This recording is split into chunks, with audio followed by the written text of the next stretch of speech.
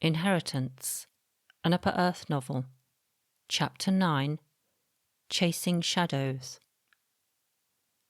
From the dense cover of the laurel trees, cars were only a blast of sound and a flash of colour, passing by in a second. In amongst the leaves, the real world appeared far off. Here, every sound seemed magnified, the crunch of leaves as a thrush dug through them, and the warning tick-tick-tick of a robin. When Horst started up the Range Rover at the end of the lane where the house stood, Ethan heard it easily. He had spent a sleepless night thinking over the problem of Argyle Kane. The man was poison. The more he knew about him, the more determined Ethan became.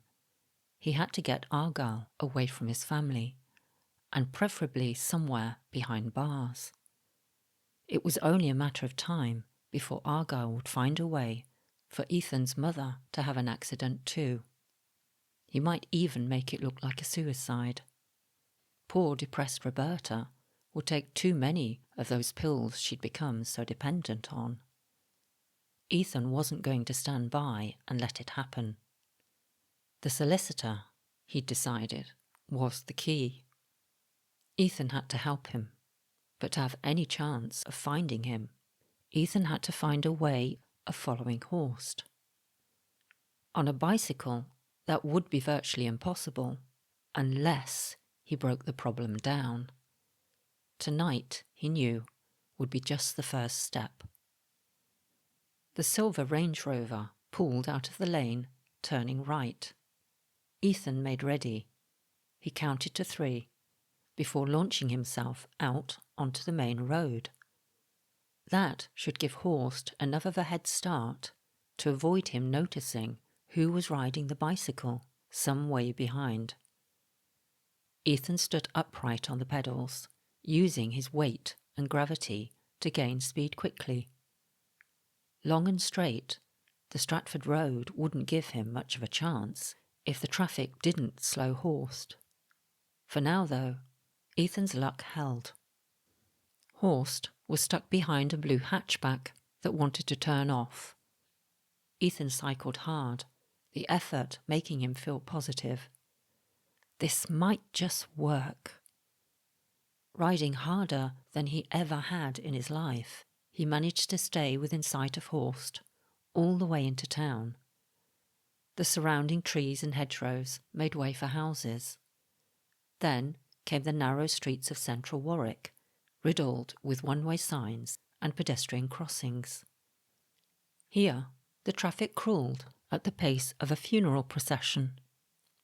More than once, Ethan stopped completely, wary of narrowing the gap with the Range Rover. At the eastern limit of town, the roads widened. Traffic picked up speed again. Ethan pumped his feet on the pedals, but struggled to keep up. The Range Rover changed lane and Ethan veered left in pursuit. But a white van sped up on Ethan's inside, forcing him to brake. Behind him, a horn blared and tyres squealed. Using the space behind the white van, Ethan gave a rapid burst on the pedals to zip across the lane on his left. He lifted his head, searching for the silver Range Rover. It was nowhere in sight. It doesn't matter, Ethan thought. The plan is working. Tomorrow, I wait somewhere near here. The next night, Ethan found a place to hide at the side of a red brick building. A coat of arms had been painted across the bricks, depicting a steaming bowl, with the name Castle Balti below it. Great, a curry house, he thought. He didn't want to draw any unwanted attention. Then he realised that people waited outside curry houses all the time. Anyone seeing him would think he was waiting for a takeaway. Straight after school, he'd removed his school clothes and donned a black hooded sweatshirt and jogging trousers. It matched the story he fed to Argyle, that the school was holding extra athletics practice in the run-up to a county championship. After half an hour of staring at the road and staring at his watch, Ethan began to wonder if he was wasting his time. "Be patient," he told himself, like Dad said. So he waited and watched and waited. So long did he stand outside the curry house that one of the staff noticed him. "If you're out there much longer, mate, someone will think you work here." Ethan just smiled awkwardly, not wanting to start a conversation. "I need to keep my eyes on the road." 15 minutes later, Ethan spotted the silver paintwork of the family Range Rover sliding through the traffic. Once past the curry house, Horst's left indicator flashed orange. He was turning into the Coventry Road. Already on his trail, Ethan sped round the corner a few cars behind him. The road was flat and long. Ethan could gain some speed here, but Horst would go faster. Up ahead, he could see that Horst was already increasing the distance between them. Ethan pushed harder on the pedals. "I have to keep up." When he next glanced ahead, Horst had tucked in behind a truck and was trying to overtake. But the oncoming traffic prevented him. The gap closed again. They played this game of cat and mouse until the suburban gardens faded behind them and the countryside opened out. Fields and trees took the place of hedges and lawns. Again the Range Rover had pulled ahead. This time Ethan thought the game had come to an end. At this distance, it was hard to even recognise the silver car. Then it turned and disappeared from view. Ethan rode on. "There's still a chance," he told himself.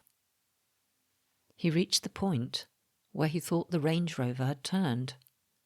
But on each side of the road, trees formed a wall of green. Where is it? It can't have disappeared into thin air. On his right, a hidden entrance came into view. A dark lane led from the road into a private property. "It's worth a look," Ethan decided. He dismounted from the bicycle and stowed it in the undergrowth. His heart hammered. If Horst was here and caught him, there could be no excuses. "Keep your nerve. What would Dad think if he saw you, afraid to walk down a country lane?" He heard a car door slam somewhere up ahead. The sound gave him a likely location on Horst and dispelled his fears. "No one knows I'm here," he reasoned. "I just need to keep out of sight." 20 paces further on, and the lane curved, allowing him a glimpse of the Range Rover parked beside an old house. From the exterior, it possessed all the signs of desertion: boarded-up windows, crumbling brick walls, and an overgrown garden littered with junk.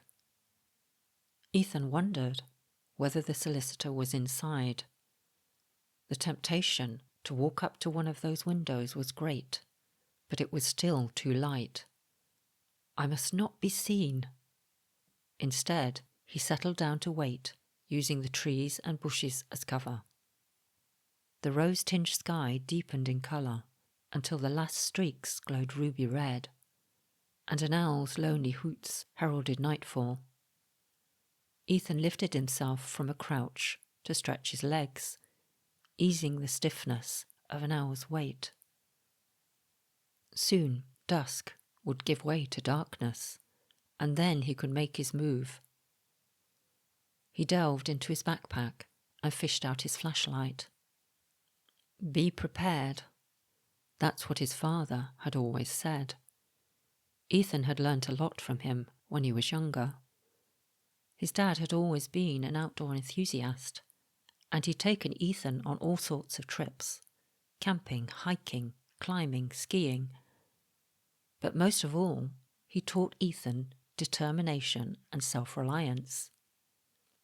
His dad had been big on challenges. With only the bare essentials provided, Ethan had been taught how to survive. Pity Dad isn't here now. He felt like he was walking a tightrope. The slightest slip could prove fatal. Shadows of grey became black with nightfall, and a light blinked on in the lower floor of the house. It was time. Ethan stowed his backpack under some shrubs and stealthily made his way across the overgrown garden. He moved under the cover of hedges and bushes until he reached the side wall of the house. From there, he edged along until he was next to a window where light pierced the cracks between old, rotten planks of wood. It was through one of these cracks that his eye found a vantage point to spy on Horst. An old man sat in the centre of a room, tied to a chair. His head hung to one side, and Ethan could see that it was covered in bruises and blood. Horst was circling the chair, talking loudly, but the voice was muffled, and Ethan couldn't make out what was said. No matter how much Ethan had suspected, seeing the reality was far worse, but he had to find out more. I need to find a way inside. Skirting around the house, he searched for a point of entry, but both doors were locked, and planks sealed the windows. At the rear, a wooden hatch caught Ethan's eye. It looked like it might be a way into the cellar. In the moonlight, he could see that a heavy padlock held two flaps together, probably covering an entry below. Ethan pulled at the catch and felt the old, weather-beaten wood flexing below his hands. If only he could find something to lever it with, then he might have a chance of breaking it open. A rickety wooden shed stood in the corner of the garden, and he took the long way around to it, avoiding moonlit patches. Once inside, he risked using his torch briefly, and found the remnants of what had once been gardening tools. A garden fork, which had long ago lost its wooden handle, lay next to a rusty old rake and a pickaxe. He lifted the pickaxe and it felt solid and heavy in his hands. It would do. Cradling it in his arms, Ethan headed back to the wooden hatch.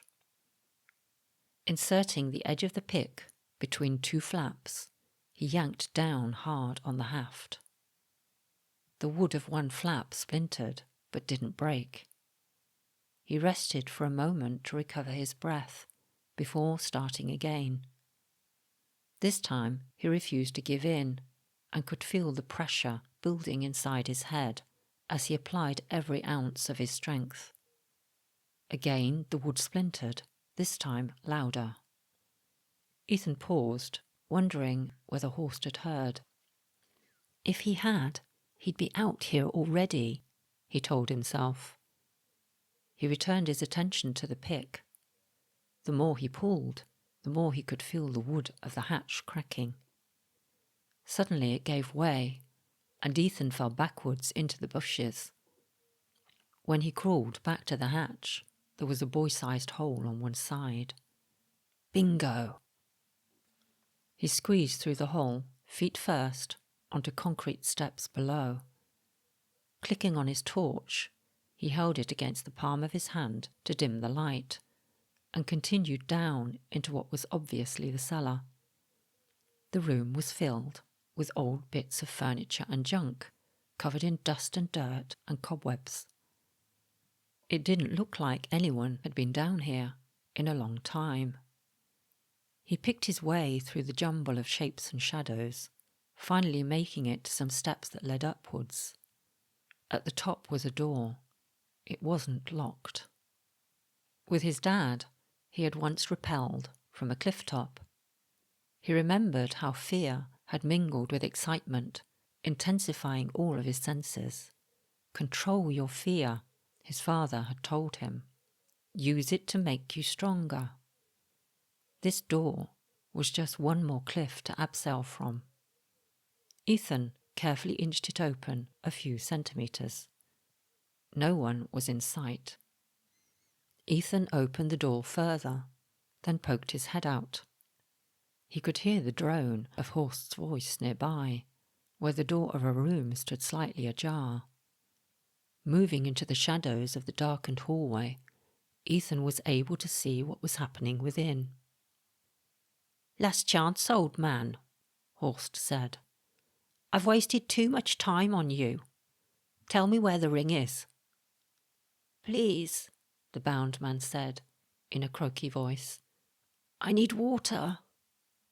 There was the sound of water being poured out, and then Horst stuck a cup into the man's mouth, but he lifted it upright too quickly, choking his victim with the rapid flow into his throat. "There's your water, you old fool. Now talk." The man coughed and spluttered, and when he spoke his breath rasped heavily in his throat. "I already told you all I know. Kill me and be done with it." "Kill you?" "Yes, I'm going to kill you," said Horst. "What's left to decide is how. You see, Mr. Pickering, you can choose the easy way or the hard way. If you tell me what I need to know, then I can chloroform you before putting a gun to your head. It would be just like going into a long, painless sleep. But if you continue to play games with me, then we can have quite a bit of fun together, you and I. Death could be a long time coming, and before that there will be pain, more than you could ever imagine." The first scream rang out. Ethan decided he had two choices: do nothing and forever regret it, or try to help the old man. He chose to help him. This man had to be the solicitor, and that meant that he'd already suffered days of torture. Ethan couldn't let him endure any more. But how could he help? He needed to find a way of distracting Horst, and at the same time draw attention to the house. It needed to be something big. His thoughts turned back to the Land Rover, parked on the driveway. It might just do the trick. His passage through the cellar was more rapid on the return journey, with the old man's screams quickening his step. Once in the garden, he wasted no time and headed straight for the car. The petrol cap was locked, but it was no match for the pickaxe, which prized it open easily. After ripping off a piece of material from the bottom of his t-shirt, he lowered it into the car's petrol tank. Not long enough yet. He tore off a second piece, which he tied to the first, and lowered this new length of makeshift fuse into the tank. Pulling a length back out, he smiled grimly. Perfect. He ran back to locate his backpack and delved inside for matches. Ethan had never made a petrol bomb before. His hands shook, and he hoped that he wasn't about to blow himself up. Control your fear. He lit the fuse and ran for cover. Even though he was expecting the explosion, the force of it shocked him. The ground shook, and the car was bodily lifted from the floor. The resulting fireball was so great that flames engulfed the front of the house. Wonderful. I'm trying to save the old guy, not burn him to death. Over the crackle of burning wood, Ethan heard a muted pop. Was that gunfire? When Horst appeared from the rear of the house, Ethan felt sick to the stomach. The henchman was carrying a gun. In the moments Ethan waited for Horst to make his escape, his head seethed with dark thoughts. Am I too late? Is the old man already dead? Once Horst had vanished into the night, Ethan charged to the rear of the house. This time, when he tried the door, It was open. Smoke was already building up inside, and he took a large breath of air before entering the flame-ridden building. The old man lay on the floor, still tied to the chair where it had fallen. His breathing was weak, and a red patch on his shirt was spreading with every second that passed. Ethan steeled himself to take a look under the shirt and found 2 bullet holes. I'm sorry, he whimpered as he tried to undo the rope bindings. I tried to save you. The solicitor's eyes opened, and he spoke in a low whisper. Thank you. His words were faint, and it took effort for him to speak. Please, must warn Tom Brygwead. Please. His eyes fixed on Ethan, and his fingers gripped Ethan's arm. Yes, said Ethan, through tear-filled eyes. I'll warn him, I promise. The solicitor seemed satisfied, as though he'd let go of a heavy burden. Ethan leaned over, and the old man's last words struggled out of his heaving chest. Protect him. He's not ready yet. The old man's frail fingers fell limply from Ethan's arm. It was time to leave.